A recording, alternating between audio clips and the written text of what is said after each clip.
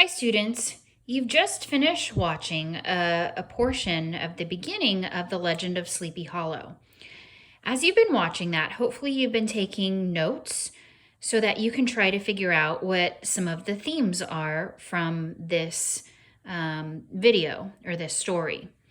So I'm going to show you the notes that I've taken as I have watched the video as well, things that I think that are important that could possibly lend themselves to a theme later on. Now, just like with other passages that we've annotated, even though this isn't annotation, it's on a separate note sheet, at the beginning, I don't always know what is going to be significant or what is going to relate to a theme. So I just try to write down what I think is important, and then some of these themes will start to emerge as I continue writing my notes. So your notes don't need to look identical to mine. I know that you've heard that before from me, but you should have some of these sort of major characteristics or major points.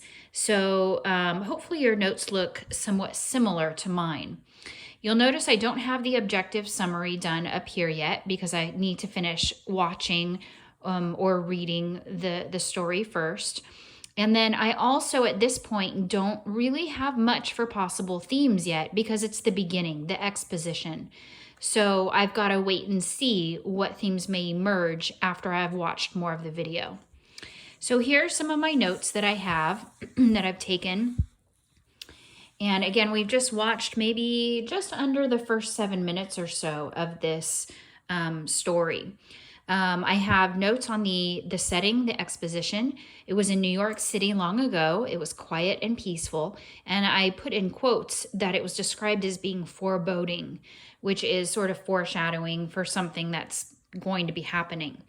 I wrote down that it was a tranquil village, a sleepy town, and that also they followed some superstitions. Then we're introduced to one of the main characters, the schoolmaster. It described him as having a melancholy spirit and being an unusual man. It described him as having a strange name, Ichabod Crane, a scarecrow appearance, strange clothes, and really just a strange figure.